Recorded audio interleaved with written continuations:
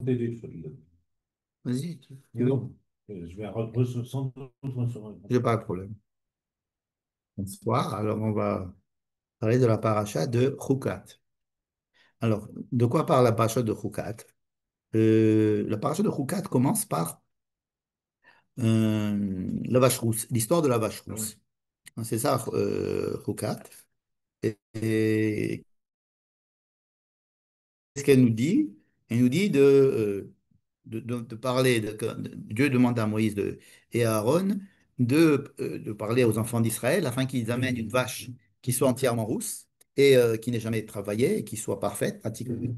Et, euh, et alors, il faut lui faire pas mal de choses à cette vache. Et, et ensuite, on la brûle et on mélange sa poudre, sa cendre, avec de l'eau vivante. Et aussi C'est quoi de l'eau vivante? de l'eau Maïm Chaim qui vient d'une source. Et, et ensuite, avec cette eau-là, qui est mélangée avec cette truc, on peut purifier des gens qui ont été rendus impurs par l'impureté un contact de la mort. Voilà. Et donc, juste après nous avoir expliqué comment fabriquer cette poudre de vache rousse qui va servir à purifier les gens qui étaient en contact avec la mort, on nous donne les lois de l'impureté due à la mort. C'est pas fait à l'envers. On ne dit pas, bon, il y a un problème avec des gens qui se sont rendus impurs. Pareil, ils ont été en contact avec un mort, ou bien ils étaient dans la même pièce. Hein, il suffit d'être dans la même pièce qu'un mort pour être impur avec l'impureté maximale de la mort. Et donc, on a ici donc deux histoires. L'histoire de la vache rousse et l'histoire de l'impureté de la mort. Donc, il n'est pas possible que ce soit que maintenant qu'elles aient été données, ces lois. Pourquoi? Parce que si on se trouve maintenant dans la chronologie du livre de Bamidbar, nous avons quitté le mont Sinaï, nous avons déjà construit le Mishkan, on a quitté le mont Sinaï, on est déjà en route, et puis on a fait des corbanotes, c'est-à-dire il y a eu des sacrifices, etc. Or, il n'est pas possible de faire des sacrifices Savoir. sans avoir été purifié par la vache rousse. Donc, la vache rousse a été broyée avant. Deuxièmement, on sait qu'il y a des impuretés de mort. On peut être impur au contact de la mort déjà dans plusieurs endroits dans la Torah. Par exemple, on nous a expliqué qu'il y avait de l'impureté par la tsaraat, hein, ce qu'on appelle improprement la lèpre, par la nida, le zab, etc. C'est la vache rousse, là. Hein, on n'a pas besoin de la vache rousse. 15 ans. Mais on nous a jamais parlé, on nous a pas expliqué qu'est-ce que c'est que l'impureté de la mort. Par contre, on nous en a parlé. Par exemple, on nous a dit que tout ce qui était impur, à savoir de Tsaraat, de Nida, de Zav, ou de la mort, il devait quitter le camp. Donc il y a une impureté en contact avec la mort. Il y a d'autres endroits, par exemple à Pessar Sheni, il y a des gens qui viennent et qui disent on ne peut pas faire Pessar Sheni, on ne peut pas faire Pessar Ah, parce que nous sommes impurs par contact avec la mort. Alors on leur dit, on leur va faire un Pessah dans un mois. Donc, l'impureté de la mort est quelque chose de connu. Donc, c'est pas possible que on nous annonce que la mort rend impur dans notre paracha, hein, chronologiquement. Donc, il est clair que notre paracha, comme celle d'avance, comme celle d'avant, à chaque fois je dis qu'elles sont pas à leur place, mais il faut comprendre pourquoi est-ce que la Torah les a mis ici quand même. Alors ça va être une des questions à laquelle nous allons essayer de poser, de répondre. C'est-à-dire, pourquoi est-ce que cette paracha est mise ici? Alors ici, c'est quoi? C'est juste après l'histoire de Korach, à savoir la réclamation de la part de certaines personnes qui étaient Lévi, qui voulaient être Cohen, qui étaient Bechor, qui voulaient être Lévi, des gens qui voulaient être Lévi et Cohen, il y en a qui voulaient que tout le monde soit pareil. Enfin, il y avait, ici, on a essayé de remettre en question la hiérarchie sociale due aux Cohen, Lévi et Israël. Et ensuite, dans la paracha de la semaine dernière, on a remis en place chacun en donnant les prérogatives aux Kohen, des prérogatives aux Lévi, en leur disant qu'ils étaient responsables, on a parlé de ça la semaine dernière, qu'ils étaient responsables du Mikdash, et que dans ce sens-là, ce n'était pas une prérogative, mais surtout une grande responsabilité avec de lourdes trucs à payer si on fautait. Et donc l'élection en général, l'élection des Cohen, l'élection des Lévis, mais l'élection d'Israël en général n'est pas une élection qui apporte des bénéfices quelconques. C'est une élection qui est pesante, qui est lourde à porter, qui est lourde de conséquences, parce que c'est une élection qui nous oblige, n'est-ce pas? Et donc, on est encore plus sujet à avoir des conséquences, des manquements, alors que quelqu'un qui n'aurait pas eu cette élection en serait exempté. Donc ça, c'était la semaine dernière. Et donc, justement, à la suite, nous avons cette histoire de la vache rousse. Donc, pourquoi est-ce que la vache rousse se situe ici? Et pourquoi est-ce que les lois de l'impureté de la mort se trouvent après? Parce qu'on aurait pu dire, d'abord tu m'expliques qu'il y a une impureté quand quelqu'un y rentre en contact avec un mort, ou quelqu'un y rentre dans un espace où il y a déjà un mort, alors il devient impur, et alors pendant 7 jours il sera impur, et il faudra donc lui faire l'asperger le septième jour, le troisième jour et le septième jour avec cette eau-là, et l'eau lustrale, je crois que ça s'appelle, et comme ça, il pourra être pur. Et comment faire cette eau lustrale? Hein. Ensuite, on nous habille. Mais là, c'est inversé. D'abord, la vache rousse. Bon.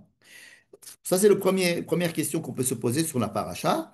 Le deuxième sujet de la paracha, c'est qu'il y a la mort de Myriam. Myriam, donc l'une des trois dirigeantes du peuple, ils sont arrivés au Midbar Tzin, Bachodesh Harishon. Alors, il y a le verset 1 du chapitre 20. Je vous le lis. Vayavo bene Israël kol ha'eda Midbar Tzin, Bachodesh Harishon. Donc, toute la communauté d'Israël arrive dans ce qu'on appelle le Midbar Tzin. Alors, c'est pour ça que j'ai amené la carte là. Alors, le Midbar, il y a le Midbar Paran et le Midbar Tzin. On passe le cours d'eau de Sine en allant et là. Voilà, alors, je ne sais pas si on voit bien sur l'écran. Sina, ça vient de Sin. Non, non, non. C'est le Midbar Tsin. Ah, Mais Sin, des fois, il y a écrit Sin aussi. Il y a le Midbar Tsin. Donc ça, c'est Elat, d'accord? Et l'endroit dont on va parler beaucoup, ça va être cet endroit-là qui me semble être Kadesh Barnea. Non, excusez-moi, aussi que c'est Kadesh Barnea. Si. Kadesh Barnea. Kadesh.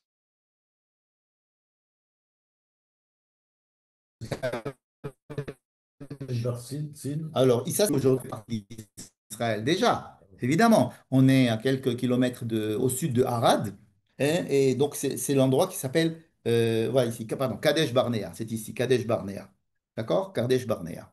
Kadesh. Mais Kadesh, c'est un endroit où on a fait des fouilles historiques assez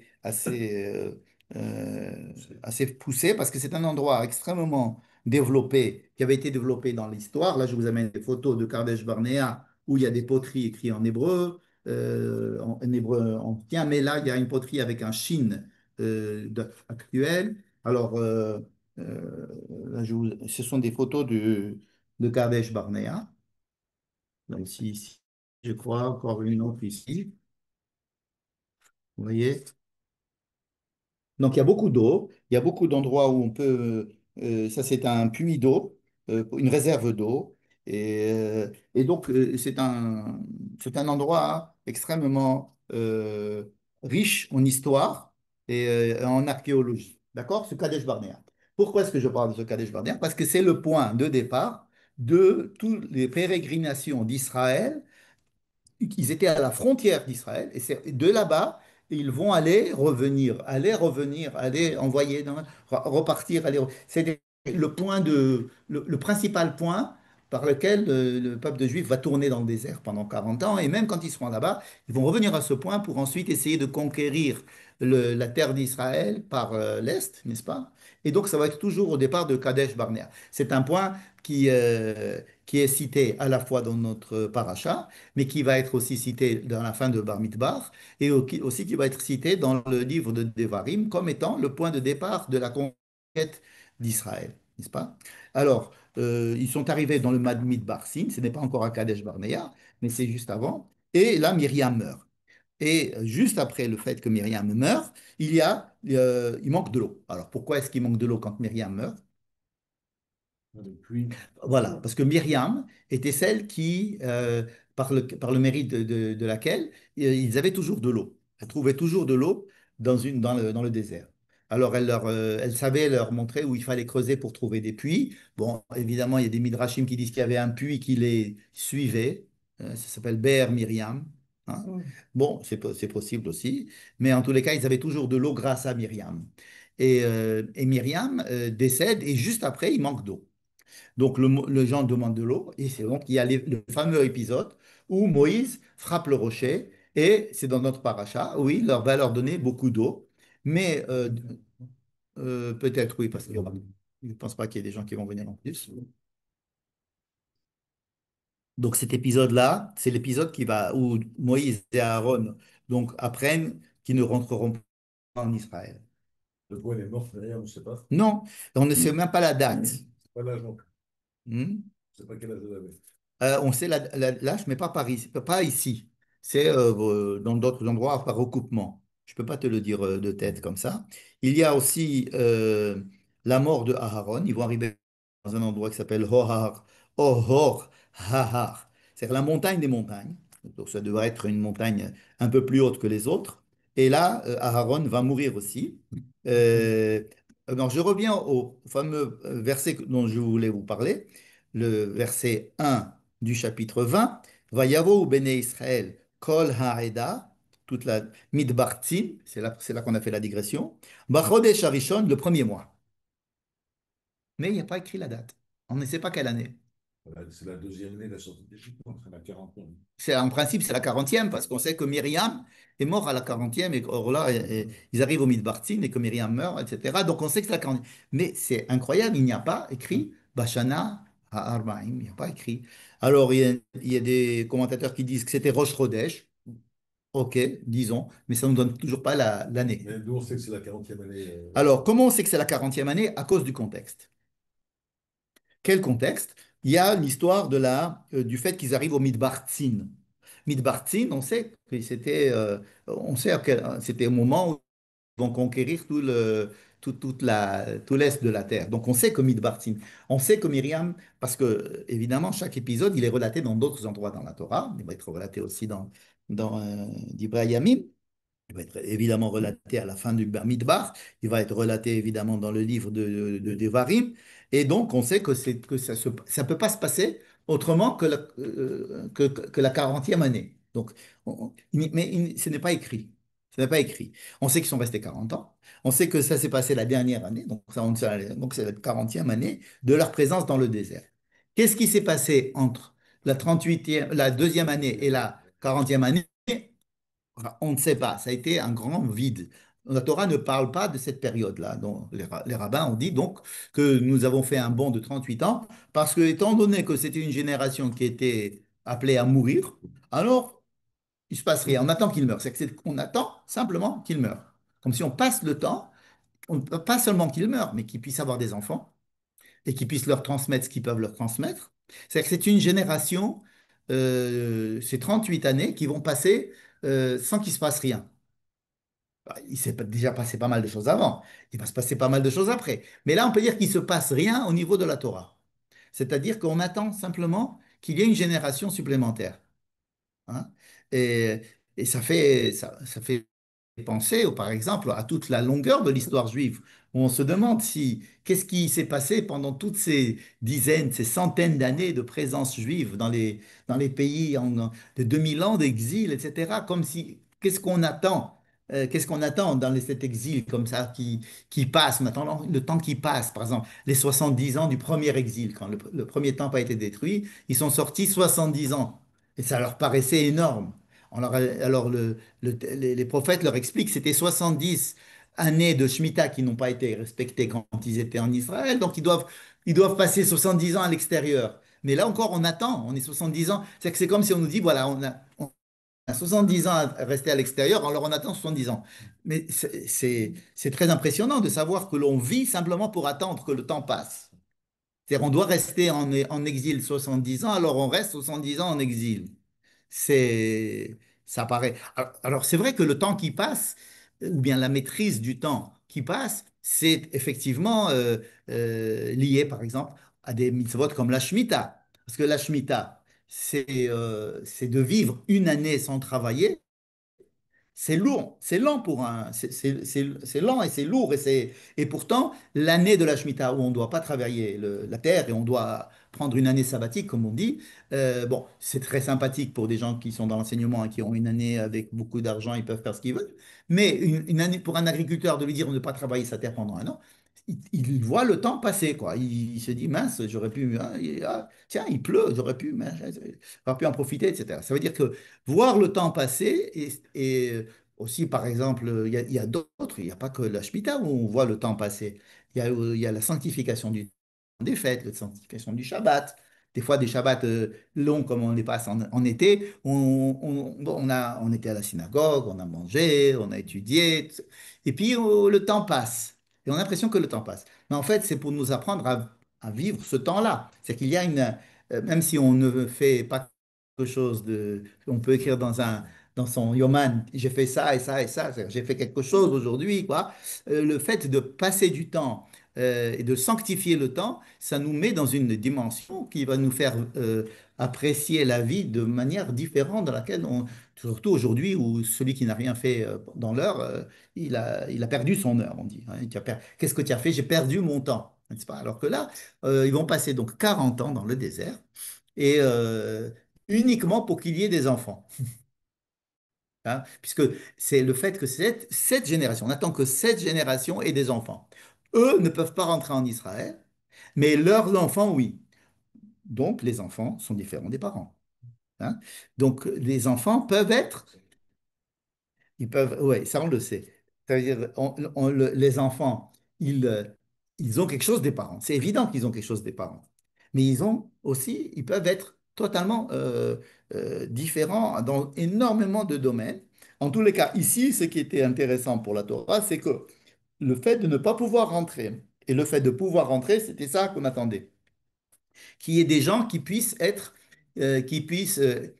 nés après tous les miracles, après tout.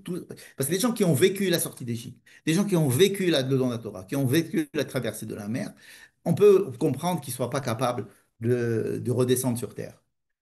D'accord? Mais leurs enfants, à qui on a raconté cela, ils sont sur Terre. Donc, ça ne reste que des histoires, n'est-ce pas?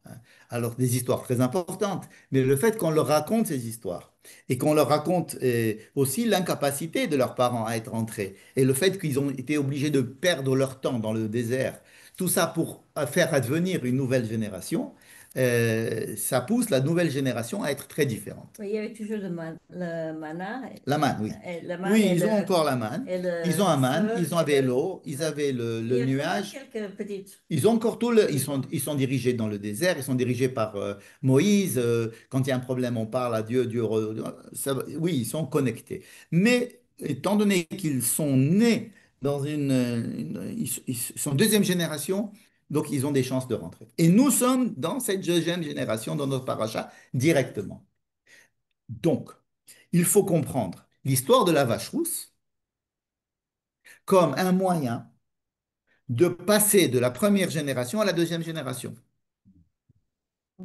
Parce qu'elle n'a aucune autre raison d'être placée ici. On l'a expliqué. La vache rousse permet de rentrer au Beth Amikdash, au Mishkan. Or, nous avons déjà fabriqué le Mishkan, nous avons déjà fait des sacrifices et du temps est passé. Donc, c'est évident que la loi a été donnée. Il y a même des commentateurs qui disent qu'elle a été donnée à Mara. Ça veut dire que dès qu'ils sont sortis de la mer et qu'ils sont arrivés dans un autre endroit, là-bas, on leur a donné des lois, dont c'est dans la vache rousse. C'est pas écrit dans la Torah que c'était donné la vache rousse, mais enfin, il y a écrit Chok ou Mishpat. Bon, peut-être que c'était Chukatapara, mais en tous les cas, ça a été donné très tôt. Si ce midrash-là est pris à la lettre, c'est une loi qui a été donnée encore avant la Torah. Donc c'est vraiment Mais elle a été écrite ici, dans la paracha. C'est-à-dire que les Chachamim, ils l'ont fait rentrer à l'intérieur de la paracha des histoires qui se passent dans la 40e année.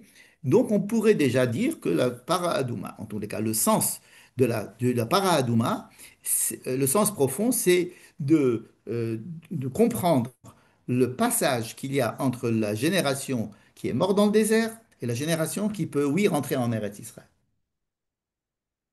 Donc ça déjà, ça nous donne une indication. Maintenant, de quoi parle la paracha ensuite, avant de revenir sur cette question? La paracha ensuite parle de certaines étapes qui vont se faire encore jusqu'à ce que, à la fin de la paracha, on se retrouve pratiquement devant Jéricho. Donc théoriquement, notre paracha nous raconte toute la 40e année en concentré jusqu'à ce qu'il se trouve devant Jéricho, c'est-à-dire Jéricho, ça va être Har Nevot, ça va être là où Moïse va mourir, et là où ils vont traverser le Jourdain pour rentrer en Israël par l'aide de Josué, n'est-ce pas? Donc nous avons ici la mort de Myriam, la mort d'Aaron, l'annonce de la mort de Moshe, et puis, et puis tous les chemins qu'ils ont fait jusque là-bas. Donc voilà notre paracha. C'est vraiment la paracha de la dernière génération qui va rentrer en Israël. Et la mort, et la fin de la mort, non seulement de la génération précédente, mais des dirigeants de la génération précédente, puisque Moïse, Aaron et Moshe sont considérés comme les dirigeants de la génération précédente, et eux-mêmes ne peuvent pas rentrer. Et alors on raconte une petite histoire qui est le fait d'avoir frappé avec le rocher pour j'allais dire pour mettre une ciba, pour faire rentrer l'incapacité de Moïse, de Aaron, à continuer à diriger le peuple à l'intérieur d'Israël, par un acte qu'ils auraient fait, et que tout repose sur cet acte. On sait très bien que ce n'est pas à cause de cet acte que ça a été décidé par Dieu, que ça a été décidé bien plus tôt. Hein, le Rachi le dit, etc. Moïse, il n'était pas question qu'il rentre en Israël depuis le début. On savait qu'il n'avait pas, il n'était pas adapté, il n'était pas adapté pour diriger le peuple. C'est pas qu'il n'était pas capable, c'est qu'il n'était pas adapté à la situation. C'est-à-dire qu'il y a vraiment des situations différentes. Si on a attendu 40 ans pour changer de situation, c'était ça, hein, avoir une deuxième génération, c'est dire qu'il y a ici quelque chose, des conditions nouvelles dans la société qui font que c'est une société différente. Tout simplement, une société différente. C'est un autre logiciel. Un autre Pas logiciel. des esclaves. C'est pas des esclaves et c'est pas des gens qui sont pris en charge par Dieu. Bon. Surtout parce qu'ils ont été pris en charge par Dieu de manière à les imprégner d'une certaine, on va dire, spiritualité, hein. Et alors que le but, c'est de rentrer en Israël. Et alors, rentrer en Israël, comme on l'a expliqué souvent, c'est le but. Mais rentrer en Israël, ça peut nous faire oublier la raison pour laquelle on est rentré en Israël. Donc, on a un stage très important où on va nous donner, on va nous apprendre par cœur le mode d'emploi. Et ensuite, on va rentrer en Israël. Parce que rentrer en Israël sans mode d'emploi, c'est un petit peu, effectivement, c'est un petit peu dangereux comme on va le voir. Bien. Donc, on a toute cette histoire extrêmement intéressante de la conquête de tout l'est du Jourdain par le peuple d'Israël, le fait qu'ils ont rencontré des peuples plus ou moins amis, plus ou moins ennemis, qui leur ont dit ne passez pas par chez nous, et où ils sont passés. Tout ce qui s'est passé là, c'est de notre paracha. Donc, il nous reste à essayer de comprendre en quoi la vache rousse est une introduction à cette génération, ou bien c'est le moyen par lequel nous allons pouvoir rentrer en Israël. Parce que c'est ça qui va faire le passage entre les deux générations. Encore une fois, la vache rousse, on savait ce que c'était, on l'avait déjà pratiqué, la génération du désert l'avait évidemment probablement pratiqué avant, mais elle est écrite ici, et donc il faut voir dans le sens de la vache rousse quelque chose qui se passe. On va parler aussi d'une autre petite histoire qui se passe et que vous connaissez très bien, c'est qu'à un moment donné, cette nouvelle génération euh, réclame euh, parce qu'ils avaient soif et ils ont faim. Et enfin, ils en ont marre de manger de la manne. Et On alors, mange le sacrifice, à chaque fois on oublie ça. Mais, ouais, ouais, les vaches ouais, sont ouais. dures. Alors, il faut savoir que pourquoi ils en ont marre de la manne 40 ans après, quoi. Ils sont nés dedans. C'est une génération qui est née dans la manne. Ils savent rien d'autre. Ils ne peuvent pas dire on mangeait des pastèques en Égypte, ils n'y étaient pas. 40 ans, barbare, ouais. Hein? Ça me fait entendre ma main. Alors ils disent, alors les commentateurs expliquent, ils disent que c'est du pain kelokel, lechem à kelokel. Qu'est-ce qui leur manquait? Pourquoi est-ce qu'ils étaient en colère contre Moïse? Il dit parce que la manne, c'est une nourriture qui n'a pas de déchets. C'est-à-dire on mange, mais le corps ne rejette pas des déchets. Et ça marchait très bien pour la génération précédente. C'est-à-dire que le tube intestinal ne fonctionnait pas. Ou peut-être qu'il fonctionnait pour d'autres choses, parce qu'ils mangeaient d'autres choses que de la manne. Ils mangeaient de la viande, ils mangeaient par exemple. Mais pour la manne, il n'y avait pas de déchets. C'est-à-dire que la manne était entièrement consommée dans le corps sans déchets. Et ça, c'était complètement accepté par la génération précédente. Il n'y a jamais eu de réclamation concernant le fait que la manne n'ait pas de déchets. Et eux réclament. Et eux, ils disent, on en a marre de cette nourriture qui n'a pas de déchets. Pourquoi? Ça, il faut comprendre aussi ce qui se passe après. Dieu, pour les punir, leur envoie des serpents qui vont les mordre et qui vont les tuer. Et à ce sujet, le peuple dit, oh là là, on s'excuse, on a dû faire une bêtise, là, on demande pardon. Et alors Dieu dit à Moïse, j'ai un truc pour réparer toute cette histoire, tu vas fabriquer un serpent en airain, en érochette, tu vas le mettre sur un bâton, et tu vas le mettre en l'air, et il suffira de voir ce serpent des reins, et ensuite tous les malades vivront et ne mourront pas. C'est un épisode extrêmement court, hein, il n'a que 4 versets, mais il est bien connu puisqu'on a le cas du C aujourd'hui, etc. Et donc, qu'est-ce qu'ils ont demandé dans cette histoire de dire que la manne n'a pas de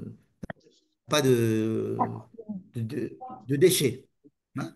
Alors, euh, c'est un problème extrêmement étudié dans le Zohar qui explique que pourquoi est-ce que la nourriture dans la nourriture, bon, le corps a été fait de telle manière qu'il est faim, qu'ils doivent travailler pour pouvoir chercher la nourriture, il faut faire n'importe quoi pour manger, mais pourquoi créer des déchets? Pourquoi est-ce que dans la nature, la nourriture n'est pas uniquement permise à l'homme pour subsister, mais on n'a pas besoin de déchets. À quoi servent les déchets?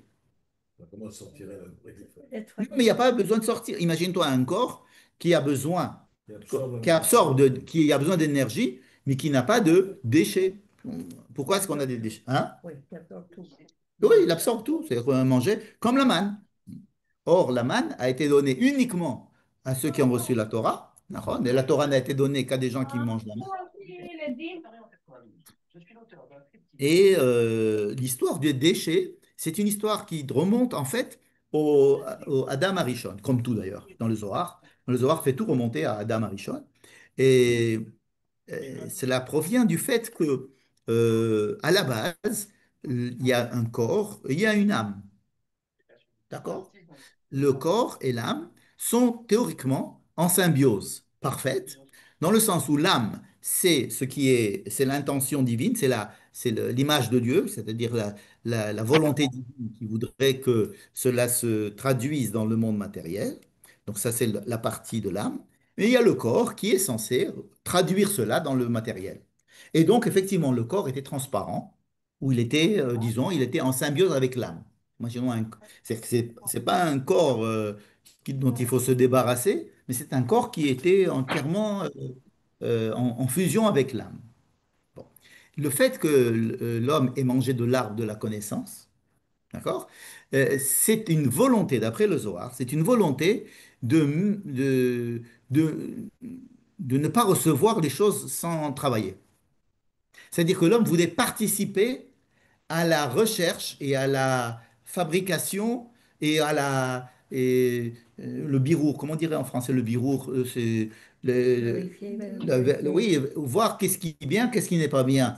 Le Différencier. tov, le rat, voir qu'est-ce qui est bon, qu'est-ce qui est pas bon. Donc il voulait participer à ce travail que nous connaissons bien, parce que c'est le travail, c'est notre travail en permanence, c'est d'avoir à faire des choix, avoir à faire des comportements comme ci ou comme ça, savoir ce qui est bien ou ce qui est mal, savoir ce qui est bon pour nous à manger, ne pas boire. Donc tout le travail de participation de l'homme à sa vie, à son fonctionnement.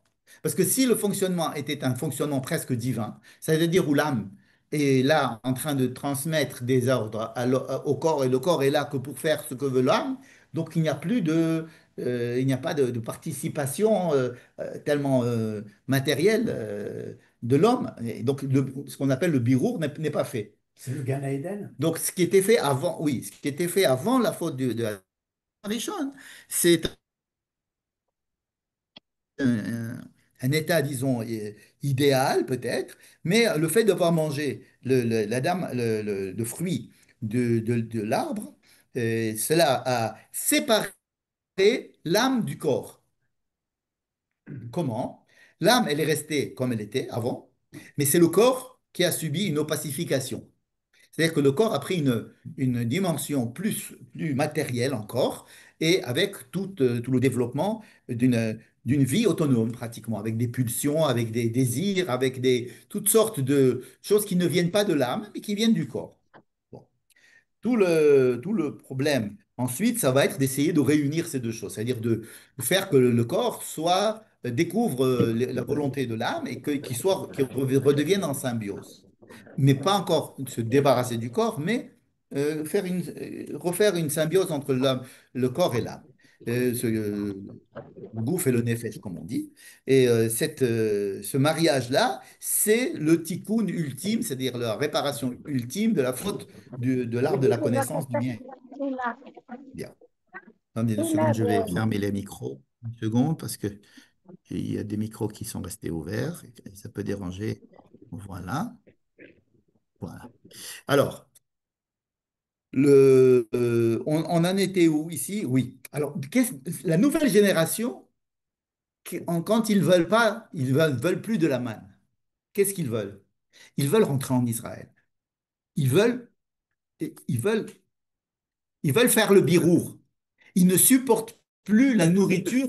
Alors, la manne, c'est une nourriture, disons, une nourriture céleste.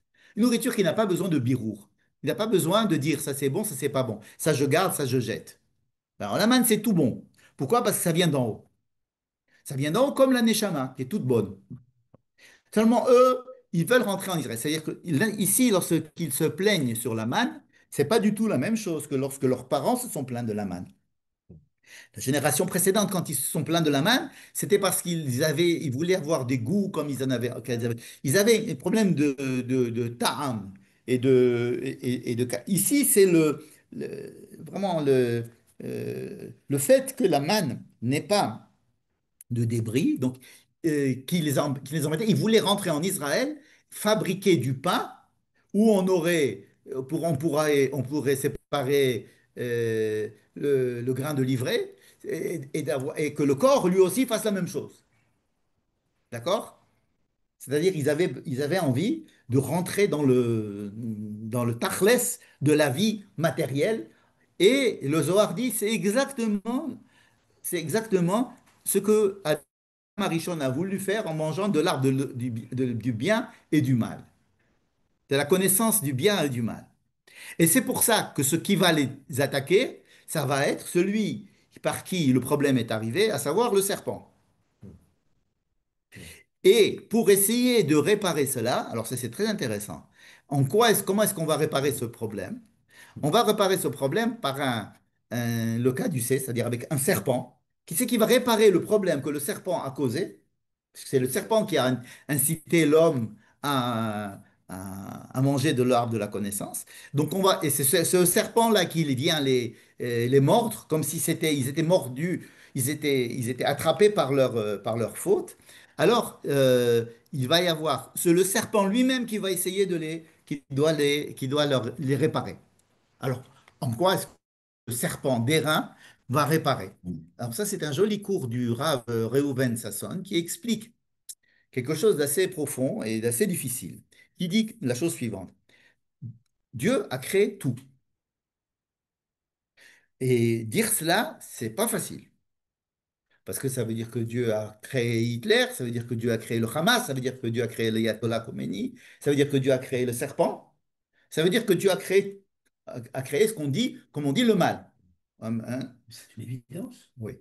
Mais ça veut dire quoi? Puisque de Dieu ne vient que le bien. Quand il fabrique quelque chose de mal, nous sommes obligés de combattre le mal. Mais le mal qu'il a envoyé a un but qui est celui de faire avancer l'homme il va combattre le mal. Il y a une jolie histoire comme ça je ne me rappelle plus, je crois que c'est dans la Gemara. À la fin des temps, les nations viennent à Dieu et lui disent, mais nous sommes méritants aussi. Alors il lui dit, mais vous avez combattu Israël. Il dit, oui, on a combattu Israël, on les a haïs, mais grâce à ça, ils ont pu évoluer. Donc, donne-nous la récompense, parce que c'est grâce à nous qu'ils ont évolué. Ils ont, euh, ils ont évolué grâce à ça. Hein, c'est comme si une bactérie, un staphylocoque venait et dirait, c'est grâce à moi qu'on a invité la- elle a inventé la pénicilline, donc merci. C'est grâce, Narod. c'est grâce aux ennemis qu'on avait la technologie militaire de Il n'y a pointe. pas que ça, il y a des choses au niveau de la Todara, c'est-à-dire de l'évolution, de la perception de l'identité d'Israël, elle évolue avec ce genre de mise à l'épreuve, malheureusement, n'est-ce pas? Le 7 octobre, ça a fait évoluer certaines consciences. La guerre avec l'Iran, ça a fait évoluer. C'est qu'il y a des choses dont on n'a aucune idée, mais il faut accepter l'idée que même le serpent a été envoyé par Dieu et qu'il y a un serpent, si vous voulez, en haut.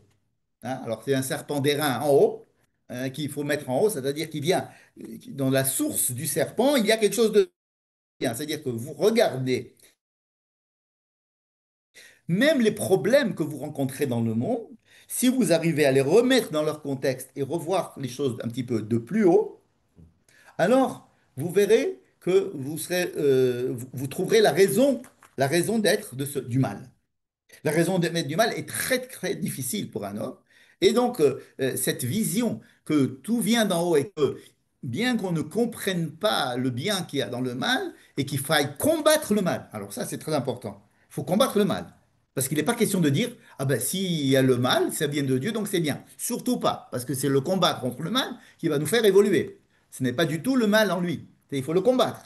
Il faut agir dans tous les domaines et ne pas dire, ah, c'est Maktoub, donc ça vient, donc il faut accepter les choses qui viennent. La maladie, ça vient de Dieu, probablement c'est pour le bien, donc je ne veux pas me soigner.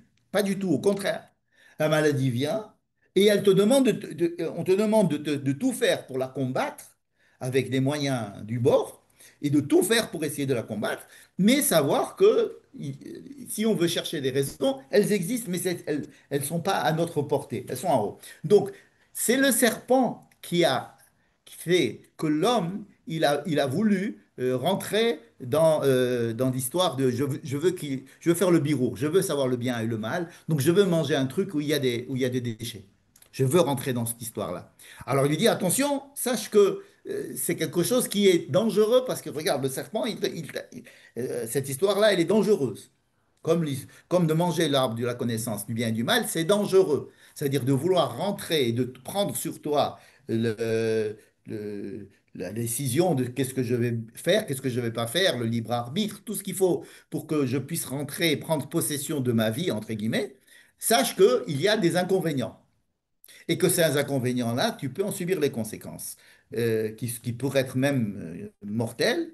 Et la solution à cette idée-là, c'est de prendre justement la cause de ce mal. La cause, celui qui t'a entraîné à manger de l'arbre de la connaissance, le serpent. Mais tu le prends et tu le mets là-haut en te disant, ça vient d'en haut. Il y a quelque chose qui vient d'en haut et pour lequel il y a quelqu'un qui voit tout dans le bien, mais à un niveau extrêmement élevé, n'est-ce pas? Et surtout, il ne faut pas que nous pensions que le mal, c'est du bien. Encore une fois, il ne faut pas dire ce mal-là, en fait, c'est du bien. Non, le mal, il faut le combattre en tant que mal, n'est-ce pas? Et le mal, il a à voir avec Dieu qui va le punir parce qu'il est porteur de mal. Et c'est quelque chose d'abominable. Et c'est pas parce qu'il a été créé par Dieu qu'il ne faut pas le combattre. Au contraire. Ça veut dire qu'il ne faut pas mélanger les deux domaines. Celui de la création du monde, c'est-à-dire qu'est-ce qui se passe derrière le rideau, et ce qui se passe devant le rideau. À savoir, tu as quelqu'un qui est méchant, il faut le punir. S'il y a quelqu'un qui est mauvais, il faut le tuer. S'il y a le mal, il faut le combattre, etc. N'est-ce pas? Ça, c'est très, très important à comprendre. Mais si on veut comprendre comment est-ce qu'on peut réparer comment les choses peuvent se réparer, c'est en comprenant qu'il y a quelque chose de plus élevé qui dirige le tout et qui est pour le bien. Mais c'est tout. Donc c'est ça le serpent d'airain que l'on met comme ça. C'est-à-dire qu'il y a quelque chose d'au-dessus qui fait que, bon, sache que il y a quelque chose qui est en haut et qu'on ne comprend pas et qui fait que les choses se passent comme elles se passent. Et à la fin, c'est pour le bien. Alors, et c'est impossible de faire rentrer cette phrase-là, c'est pour le bien, donc quand on est en train de vivre le mal. Et il n'en est pas question. C'est-à-dire, quand on y a du mal, on doit dire une bénédiction du mal. Quand il y a du bien, on fait une bénédiction du bien. On ne dit pas quand il y a la mort, on dit Tov et Amétiv. Quand il y a quelqu'un qui meurt, on dit Baro Dayana Emet.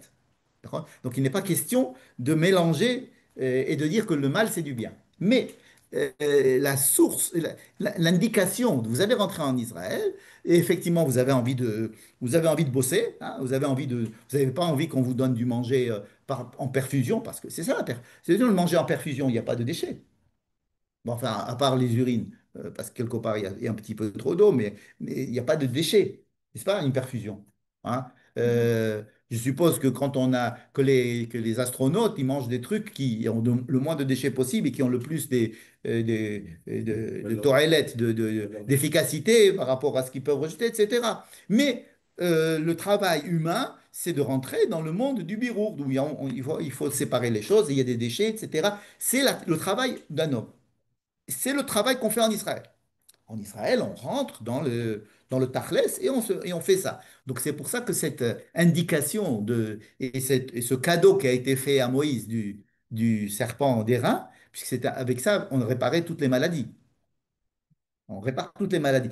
Il me semble que les médecines orientales, les médecines chinoises, toutes les médecines, les anciennes médecines, même les médecines, euh, enfin, toutes les anciennes médecines sont basées sur quoi? Sur le fait qu'il y a un seder, c'est-à-dire une manière d'être bien, et que la maladie, ce n'est qu'un dysfonctionnement de cette chose bien. Et donc, ce qu'il faudrait faire, c'est maintenir la santé. Il faut maintenir la santé.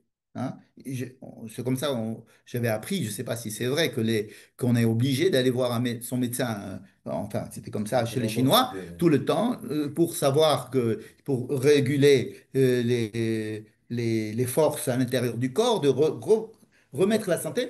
Et quand on est malade, eh ben, il va se déplacer, c'est lui qui doit venir, il ne doit pas être payé, etc. Ça veut dire que c'est un dysfonctionnement. Et donc lui, il est là pour maintenir le bon fonctionnement, c'est-à-dire le CEDER.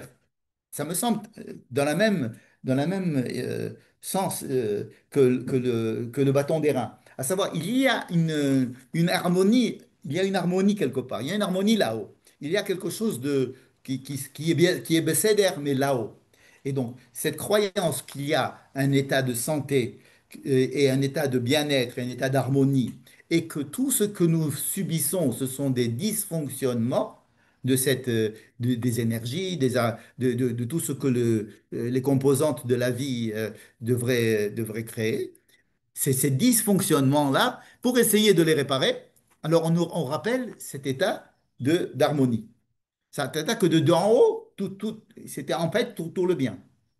D'accord? En fait, le caducée, à mon avis, est plus le symbole d'une médecine chinoise qu'une médecine occidentale qui voit la maladie, qui ne voit pas les choses de façon holistique et qui voit les problèmes comme ça séparés. Alors que si on voit les choses de façon holistique, et c'est ce qui est demandé, la Gemara dit, lorsque ils levaient leurs yeux vers le ciel, alors pourquoi est-ce qu'on mettait le serpent d'airain en haut?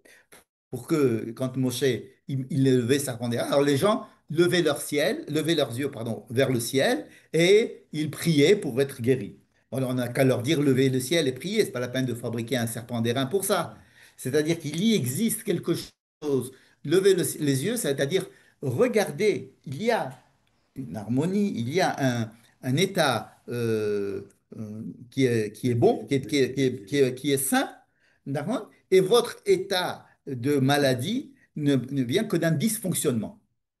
Hein. Alors que c'est l'idée de base de la Kabbalah qu'il y a quelque chose de bien, quelque chose de sain, quelque chose de... et qu'il y a des dysfonctionnements qui se font et qu'il faut retourner à cet état de santé, n'est-ce pas? Bon. Et c'est ce qu'on appelle la teshuva. Hein. La teshuva ne commence pas avec la faute. La teshuva, elle commence au fait que quand on est bien. Pourquoi on se trempe dans un mikvé? On revient à l'état dans lequel, dans le liquide amniotique, où on revient, tu sais, à la base, on n'a pas de faute. Hein. Si on a fait des fautes, c'est parce qu'il y a eu un kill cool, parce qu'on est des humains et qu'on a fait Mais il existe un état où on peut revenir à lui. La teshuva, c'est de revenir à cet état de santé, pas de sainteté, de santé. C'est-à-dire de revenir à quelque chose. D'accord? Et alors, maintenant que nous avons parlé de ce serpent d'airain, on peut essayer d'attaquer le problème de la vache rousse, parce qu'il est très, très, très proche Bon, en tous les cas, tout ce que nous avons dit va beaucoup nous servir pour comprendre l'histoire de la vache rousse. Alors, revenons au Zohar qui dit que la vache rousse, c'est un tikkun de Adam Arishon. Je vous dis, tout est, c'est facile, tout est un tikkun de Adam Arishon pour le Zohar, c'est-à-dire réparation de la première faute. Rappelons-nous que Dieu, quand il lui dit que si tu manges de cet arbre, le jour où tu mangeras de cet arbre, tu vas mourir. C'est ce qu'il dit, c'est ce que Dieu annonce à Adam, hein, dans le deuxième chapitre. Le jour où tu mangeras de l'arbre de la connaissance du bien et du mal, tu vas mourir. Beyom acholcha mimenu mot tamut. Ce n'est pas, comme d'habitude, ce n'est jamais des punitions, ce sont des conséquences. Donc, si nous traitons dans la vache rousse de l'impureté créée par le contact avec la mort, le problème de la mort doit être étudié d'abord à sa source. Et quand est-ce que ça a commencé la mort? Avec cette phrase dans la Torah, le jour où tu mangeras de lui, tu mourras. Donc la mort vient du fait qu'on a mangé de cet arbre. Bon, il a mangé, il n'est pas mort tout de suite. Ouais. Mais il est devenu mortel. Hein, demi-mortel. C'est-à-dire que le principe de la mort, il est décrit dans cette faute-là comme étant une conséquence de manger de l'arbre de la connaissance. Donc, c'est pas la peine de refaire toute l'explication puisqu'on l'a déjà faite. C'est la séparation entre le corps et l'âme. D'accord? Avec un problème que nous avons créé dans le corps alors que l'âme est restée bien. Vous vous rappelez, la semaine dernière, on avait parlé, non, il y a 2 semaines, on avait parlé de Léa et Rachel. Je ne sais pas si vous vous rappelez. Hein, les rabbins parlent de ces deux principes. Ouais, qui- Caleb. que- on avait parlé de Yoshua et Caleb en disant que Léa, c'était l'arbre de la vie, c'est Etz Chaim, n'est-ce pas? Rachel, c'était Etz Hadaat, c'est Etz Hadaat. Léa, c'est donc l'arbre de la vie, c'est l'arbre de la Torah. Léa, elle représente la Torah, c'est-à-dire le fait d'être tout le temps attaché à Dieu et à penser qu'il faut étudier la Torah et à rentrer à l'intérieur de ce monde-là du Dor Hamidbar, c'est-à-dire de la génération qui était dans le désert, qui était entièrement dépendante de Moïse et de Dieu et des miracles qui ont été faits et qui ont refusé de rentrer dans la terre d'Israël parce qu'ils allaient se salir les mains, c'est-à-dire qu'ils allaient arrêter d'étudier la Torah. Et donc, c'était ça la grande faute qu'ils ont fait. Mais c'était en fait le fait de séparer l'arbre de la connaissance de l'arbre de la vie. C'est-à-dire, et si Adam avait mangé d'abord de l'arbre de la vie avant de manger de l'arbre de la connaissance, il n'y aurait pas eu de problème. Parce que Dieu a planté des arbres, Et les deux arbres, il n'a pas le droit de manger que celui de la il connaissance. n'avait pas le droit de manger de l'arbre de la connaissance Mais la vie, il avait le droit. avant d'avoir mangé de l'arbre de la vie. Or, il n'a pas mangé l'arbre de la vie, il a mangé l'arbre de la connaissance. Bon. Et alors, on l'a renvoyé pour pas qu'il mange de l'arbre de la vie après. Parce il faut pas inverser. C'est écrit, c'est le texte qui le dit. Je te renvoie parce que je ne veux pas que tu manges de l'arbre de la vie maintenant, que tu as mangé de l'arbre de connaissance. Mais qu'est-ce qui allait arriver s'il avait commencé avec la vie et après que Alors, soit manger Et l'arbre de la après, vie avant l'arbre de la connaissance, c'est mettre Léa avant Rachel, c'est-à-dire s'imprégner de la Torah, pour faire court, s'imprégner de la raison de vivre, s'imprégner des principes de vie, s'imprégner de la morale, s'imprégner de tous les principes de vie, et ensuite les traduire dans un monde matériel qui est celui de l'art de la connaissance du bien et du mal. Mais si je rentre directement dans la connaissance du bien et du mal, c'est-à-dire je rentre dans le matériel, si je fonce dans le matériel sans avoir précédemment eu cette formation de l'arbre, du principe de la vie, c'est très dangereux. C'était ça le problème. Exactement ce qui se passe avec la génération du désert, qui est donc de la génération du Etz Chaim, hein, Etz Chaim Hila Machazikimba, d'accord? Et Rachel, qui est censée être celle qui nous invite en Eretz Israël pour qu'on vive les choses de façon concrète. Et l'idée du départ, c'était, je vous donne la Torah à la base, je vous fais sortir d'Égypte, je pourrais vous faire entrer en Israël tout de suite, mais j'ai peur. J'ai peur que comme vous mangiez de l'arbre de la connaissance tout de suite. Donc, ce que je fais, je vous amène dans le désert. Je vous fais des miracles, Je vous donne la je vous Torah. materne, Je je vous vous donne la donne la Torah. Torah, je vous mets Moïse, je vous donne des... Et tout cela devrait vous imprégner de manière à ce que lorsque vous allez rentrer en Eretz Israël et que la première des choses que vous allez faire, c'est d'oublier tout ça, je veux intensifier ce stage-là pour que vous n'oubliez pas tout, qu'il y ait quand même des choses. Du genre, lorsque tu as un fruit qui pousse, eh ben, tu dois l'amener chez le Cohen à Jérusalem et lui expliquer, moi j'étais juif, j'étais en Chous Laaretz et mes parents ils étaient ça, et j'ai fait ça, et on fait ça, on fait ça, et maintenant je suis venu en Israël. Ça veut dire venir en Israël sans savoir pourquoi on est là, c'est très dangereux. Parce que on ne peut pas manger de l'arbre de la connaissance, de la vie et de la connaissance, du bien et du mal, sans avoir mangé de l'arbre de la vie, c'est extrêmement dangereux. Ça entraîne la mort. Qu'est-ce c'est que la mort? La mort, c'est la réparation. euh, C'est la réparation du corps. Oui, mais je ne pas. Ouais. Il est très réparé parce que quoi? Parce il ne redevient plus un obstacle pour l'âme. L'âme, elle n'a aucun problème. Le but, c'est que le corps puisse vivre en symbiose avec l'âme. Mais, vous savez, Rambam, il donne une liste de fautes. Alors, il y a des fautes qui ne sont pas très graves, que vous avez fait à Teshuvah, et puis ils ont la capara. Il y a d'autres fautes qui sont plus graves. Il faut faire Teshuvah, mais ici, il faut aussi Yisurim. Après, il y a des d'autres encore plus graves, il faut que Kippour passe.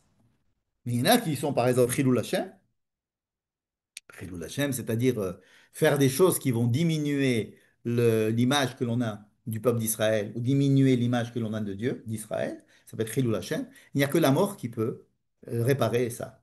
Et que le jour de la mort, ça veut dire pourquoi le jour de la mort? Parce que le corps n'existe plus. L'âme étant toujours parfaite, le corps étant transformé en poudre, retourné en poudre à la terre, alors, comme ça a été réparé.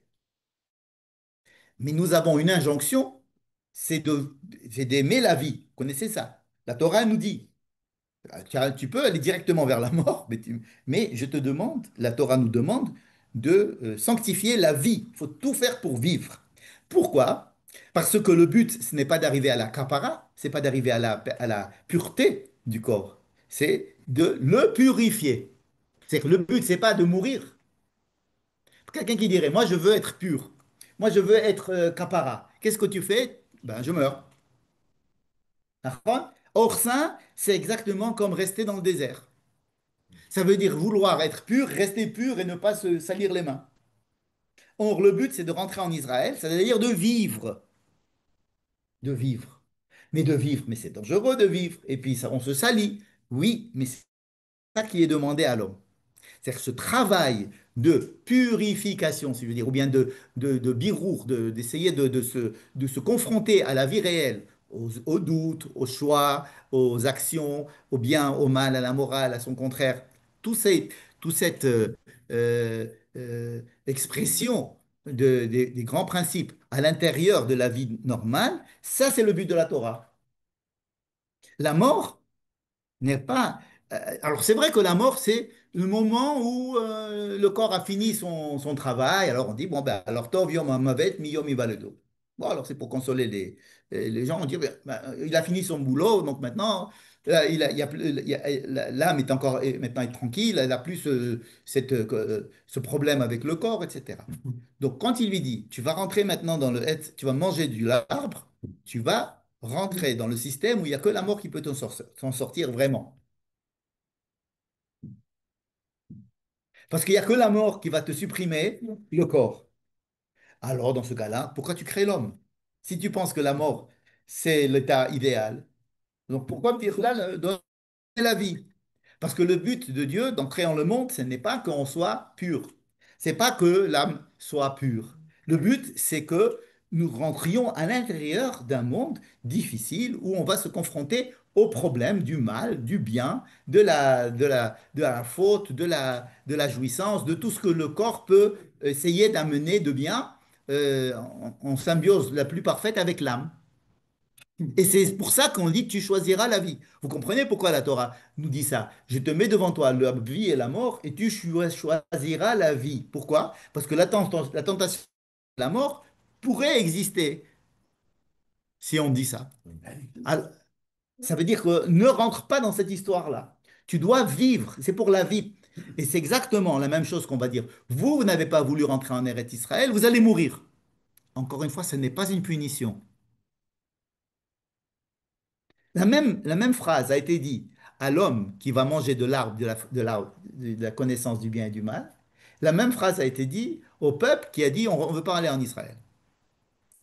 C'est quoi la conséquence de votre situation de dire moi je veux rester pur, je veux rester avec la Torah, je veux rester dans le désert accroché à Moïse, accroché à Dieu, accroché à la Torah et ne pas me salir les mains, c'est choisir la mort.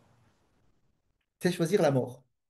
Pourquoi? Parce que la mort, c'est l'état idéal où tu veux rester une âme, une âme pure et puis tu veux plus avoir les problèmes du corps. Alors c'est la mort. Donc cette génération va mourir. Donc l'homme est mortel à cause de... Vous comprenez? Donc le problème l'entrée en Israël, c'est la confrontation vers je veux vivre, je veux que tout soit fait pour vivre et que je veux qu'à travers la vie en Israël, mon corps puisse découvrir la Kedusha de l'âme. C'est ça le but ultime. Mais c'est vrai que lorsqu'on vient de traduire ce qu'on a traduit maintenant, ah, la mort, c'est le cas le plus de la pureté suprême. Une fois qu'on a dit ça, c'est comme si on avait dit, ah, mais la Torah, c'est quelque chose de divin. Alors, dans ce cas-là, qu'est-ce que tu vas faire? Ah ben, tu vas dire, ah, je fais que la Torah. Hein, je fais que étudier la Torah, je fais que rester dans le Sinaï, je vais rester en dehors d'Israël en train d'étudier dans mon mont Sinaï. Ou alors, je reste attaché à l'âme et donc je supprime mon corps. Ces deux choses, c'est interdit. Donc, le rapport avec la vache rousse. Alors, quelqu'un qui rentre en contact avec la mort, parce que ça vient de là d'abord, quelqu'un qui rentre en contact avec la mort, le mort, lui, n'est pas impur. Mais il rend impur. C'est avi avot atum a, dans le sens où il rend impur. Pourquoi il rend impur? Et on ne peut pas dire qu'il est impur. Il est impur dans le sens où il rend impur. Bon. Ça veut dire quoi il rend impur? Parce que quand moi, je suis vivant et je rencontre un mort, je peux avoir cette idée de dire, ah, mais c'est bien d'être mort. Oui, il a de la chance. Il a de la chance. Il n'a plus à souffrir. Il n'a plus à continuer à bosser. Il est à la retraite. Il est sorti à la retraite. Ah, et moi, je suis encore en train de bosser. Oh là là. Et ça peut amener une toum'a. C'est quoi la toum'a de la mort? C'est cette tentation de se dire, ah mais la mort c'est formidable, d'être tenté par la mort, d'être et donc ça nous enlève notre volonté de vivre, d'accord? Donc qu'est-ce que va faire la vache rousse? La vache rousse est là pour essayer de m'enlever cette toum'a, de me déconnecter de cette idée de mort, Reconnecter à la vie. me reconnecter à la vie. Alors, para aduma, c'est para aduma, d'accord? Le Zohar dit que c'est la même valeur numérique que péri, le fruit de l'arbre, péri et adama, Adam, pardon, péri et Adam. Si vous avez l'homme qui mange du fruit, Adam qui a mangé le fruit, péri, d'accord? Le yud de péri, le yud, il se divise en deux, il met un hé, il le laisse péri, à part et ça devient para. Et il met un hé à Adam, ça va devenir Adama. Adama. D'ailleurs, il n'y a pas écrit para Aduma avec un ou dans la Torah, il y a écrit para Adama. Quand on lit là dans le texte, c'est para Adama. On le lit para Aduma, mais il n'y a pas le vav qui met le o. Donc, qu'est-ce que c'est que Adam devienne Adama? C'est qu'il retourne à la terre, c'est qu'il meurt. C'est qu'un homme redevienne de la poussière, que son corps redevienne de la terre. Et le péri, il reste péri. Alors, la neshama reste neshama. Et le corps, il va revenir. Donc, si tu veux séparer, tu prends ce yud-là. Le yud, le chibour, l'unification qui est entre Léa et Rachel. Quand on les sépare, chacune a son hé et c'est très mauvais. C'est comme ça que Kalev et Yehoshua, hein, qui étaient censés être le représentant de Léa et de Rachel, n'est-ce pas? On a donné un hé à Yehoshua. Pour ça que le yud de Saraï a été mis entre Sarah et Avraham, n'est-ce pas? C'est cette histoire de yud qui est partagée en deux hé, ça vient du péri qui a enlevé son yud, qui est devenu para, puisqu'il reste le he, et qui a mis au Adam, il lui a donné un he. Donc, Beyom acholcha mimenu mot tamut. Le jour où tu vas manger, tu vas croquer le yud du péri, d'accord? Tu vas lui laisser que le he. Toi, tu vas prendre l'autre he et tu vas retourner à la terre, n'est-ce pas? Qu'est-ce qu'on fait dans la para aduma? La para aduma, c'est qu'on prend le symbole de la vie, c'est-à-dire une vache qui va donner du lait, qui va donner des veaux, qui va donner. Elle n'a jamais travaillé, donc vraiment c'est quelque chose de très vivant. Elle est rouge, avec comme si c'était du sang, de la vie, etc. Et on va la rendre à phare. Voilà, je l'ai rendu à phare. Tu vois, je l'ai tué. Ouais, je l'ai tué. Il reste plus que de la poussière. Ok. Maintenant, on prend cette poussière et on la mélange avec de l'eau. Et alors, en mettant de l'eau dans la poussière, c'est comme si on faisait une résurrection de la mort. C'est le symbole de la résurrection. On prend de la poussière. Alors, toi, tu étais en contact avec la mort. Tu t'es dit, tiens, c'est déprimant, tout ça, pour en arriver là. Et tout ce qui, c'est que la mort, ça peut être la source de dépression la plus importante quand on est en contact avec la mort. Et donc là, le mort vient chez moi et me dit, attends, et toi, pourquoi tu es vivant? C'est vrai, pourquoi je suis vivant? Et donc il y a une question de reconstruire sa vie après la mort d'un proche. Il faut se reconstruire parce que si je suis attaché à lui et que lui, il est mort, alors moi aussi, je dois mourir. Le fait de refabriquer de la vie, c'est ça de le mettre de la tahara à cette toum'a. La toum'a de la mort, c'est quelqu'un qui, en contact de la mort, se dit, ma vie est un poids. Ma vie est un poids. Et alors, il faut essayer de recommencer le processus de la vie, à savoir, viens, on va prendre la vie, une vache en pleine vie, on va la rendre poussière comme ce que la mort fait à n'importe quel homme, à n'importe quel corps. Et ensuite, on va prendre cette poussière et on va la remettre dans de l'eau vive, dans de l'eau qui vient d'une source vivante, hein, et qui représente la vie. Comme que lorsque Dieu a fabriqué l'homme, qu'est-ce qu'il a fait? Il avait Ed Ya'ale min haaretz. Vous savez, quand il y avait pas d'homme encore, il y avait de l'eau, il y avait une buée, Ed, Aleph, Dalet, Aleph, et Ed, hein, les Edim. Vous connaissez le marchir Edim, le marchir qui fait de l'humidité dans la pièce, la vapeur. Edim, ou bien sûr une vitre. Vous faites Il y a des édim. Édim, c'est la vapeur de vapeur d'eau. Donc, il y a écrit que la vapeur d'eau montait de la terre. Ve'ed ya'ale min haaretz. D'accord.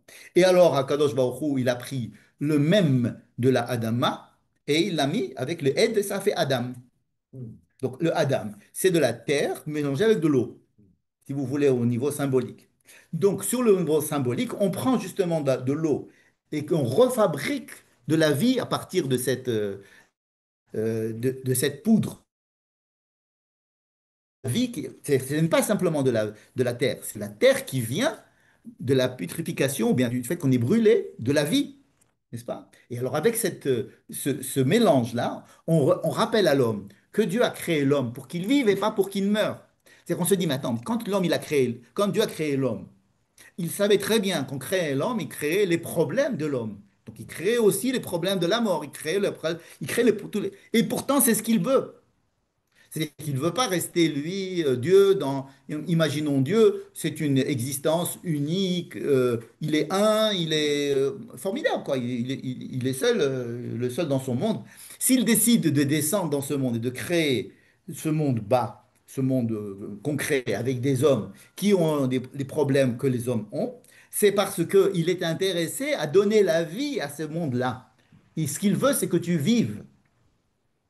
C'est vrai que la mort te rappelle cet état idéal où il y avait rien. Alors tu te dis, ah, ça serait bien de retrouver cet état idéal où il n'y avait rien. Mais non, le Dieu, il veut que tu apprennes la vie. Donc le fait qu'il te fasse, qu'il nous montre comment ressortir, si vous voulez, ressortir, et ça prend 7 jours, et le troisième jour on fait ça, et le septième jour, c'est que c'est pas quelque chose de facile. Il faut faire comme les lames gilettes qui sont doubles. On tire le premier poil et après, avant qu'il se rétracte, on coupe encore une fois. Ça veut dire qu'il y a le troisième jour et le septième jour, on fait ça parce que c'est très difficile d'enlever cette impureté de la mort. C'est-à-dire insuffler de la vie, remettre de la vie. Remettre de la vie. Comment? En te rappelant le principe de la vie. Comment Dieu a créé créé la vie et pourquoi il a créé la vie. Cela est indispensable avant de rentrer en Israël. Parce que rester dans le désert, c'est mourir. On rentre en Israël, c'est se confronter avec les problèmes de la vie, n'est-ce pas? Et donc, les problèmes de rencontrer aussi la mort et de savoir quelle est la raison pour laquelle tu vis et pour la raison pour laquelle tu es en Israël. Ce qui est expliqué dans la vache rousse. La vache rousse, c'est le principe qui va m'expliquer pourquoi est-ce que je dois vivre et comment est-ce que je dois vivre alors que je vais rentrer en contact avec un monde, disons, matériel, loin du monde spirituel dans lequel j'étais habitué pendant 40 ans. Je veux rentrer dans le monde et c'est là-bas que tu vas commencer à découvrir quoi? Tu vas découvrir l'intérêt de la vie sur la mort. On aurait pu prendre n'importe quel animal, à part le jeu de mots para, Paris et Adam. Oui, c'est vrai que N'importe il y quel a. animal. Oui, pourquoi un par.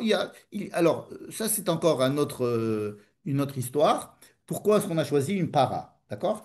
Tu sais il y a Korban Khatat. Alors, c'est une digression que je vais faire à la fin. Bon, et on va finir par là.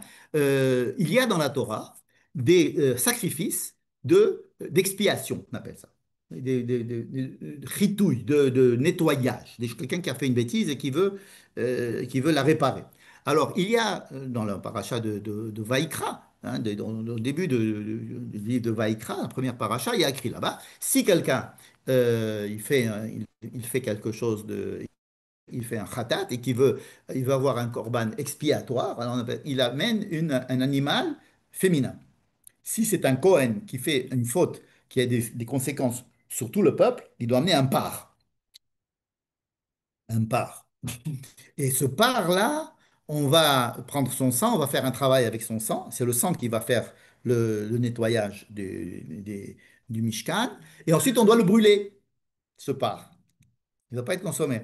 Pareil, si le Beth Din, si le Sanhedrin prend des décisions qui sont contraires à la loi et qu'il s'en rend compte après que donc, tout le peuple a été induit en erreur à cause de ça, on amène aussi un par. Un par, khatat, on fait un travail avec son sang, et ensuite on va le sortir du camp et on va le brûler. Donc, on est déjà habitué à ce qu'il y ait des.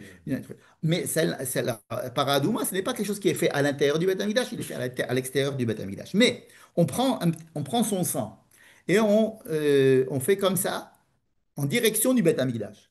Simplement, sans que le sang arrive. Jusque-là, il faisait ça sur le mont des Oliviers, donc il faisait simplement. Et il gardait le sang dans la vache, d'accord? Et quand, il a brûlé avec son sang. Le sang pour que le sang soit dans les fers à para. Cette para, parce que c'est la question que tu poses, pourquoi on fait une para? C'est un par, mais féminin.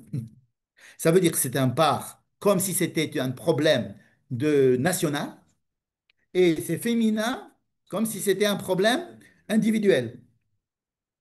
Deuxième explication, quand on a dit que c'est une réparation de la faute d'Adam Arishon, c'est aussi évidemment la réparation de la faute du Vaudor et la faute des Meragilim, puisque ces trois fautes sont reliées. Et donc, le Rachid dit, étant donné qu'on a fait une faute avec le Hegel, avec le petit de la vache, avec le veau, qu'elle vienne sa mère nettoyer les excréments de son fils. C'est-à-dire que si ton fils il a fait une bêtise, que la mère vienne les soigner. C'est-à-dire que la para va venir pour réparer la faute du Hegel. Donc il y a pas mal d'explications. Mais l'explication, il me semble, la plus simple, c'est de dire que c'est la représentation de la vie, celle qui donne la vie, celle qui a tout un potentiel de vie, parce qu'elle n'a pas encore travaillé, donc elle a toute sa force, elle est rouge, donc elle a la couleur de l'énergie, et elle donne du lait, elle donne des veaux, donc c'est l'expression même de la vie qui est transformée en poudre, hein, n'est-ce pas? Et donc, tout ce processus-là est censé dire à l'homme, écoute, tu veux toi être de la poudre, tu veux être la poudre. Non, le but, c'est pas de devenir de la poudre. C'est de prendre cette poudre-là, de la remélanger avec de l'eau et de repartir, après que tu aies été en contact avec la mort, de recommencer, de pouvoir sortir de cette emprise de l'idée de la mort qui est quelque chose qui peut nous déprimer et nous rentrer à l'intérieur d'idées noires ou de dépression ou bien de dévaluation de la vie et de redonner de la vie à cela en expliquant que le processus de la vie a été donné par Dieu et c'est lui qui a choisi qu'on vive. Et c'est pas nous à choisir autre chose que ce qu'il a choisi. Une petite question provocatrice. Ouais. Pourquoi, dans ce cas, avoir choisi une vache qui ne peut pas exister? Pourquoi elle ne peut pas exister? Elle va Il exister, on en a une œuf. n'y a pas de On vache. en a une œuf. On en a une œuf jusqu'à présent. On attend la 10e. Même actuellement, il y en a une ou deux en Russie. Ouais, il y en a qui est. Ouais. J'étais Ah ouais? en train de se préparer pour le bêta. Mais ouais, t'en fais pas, le moment où on aura besoin. Bonsoir, merci beaucoup pour votre belle écoute et, Merci pour ton beaucoup. et à bientôt, Merci beaucoup. avec plaisir. Beaucoup. La semaine prochaine aussi.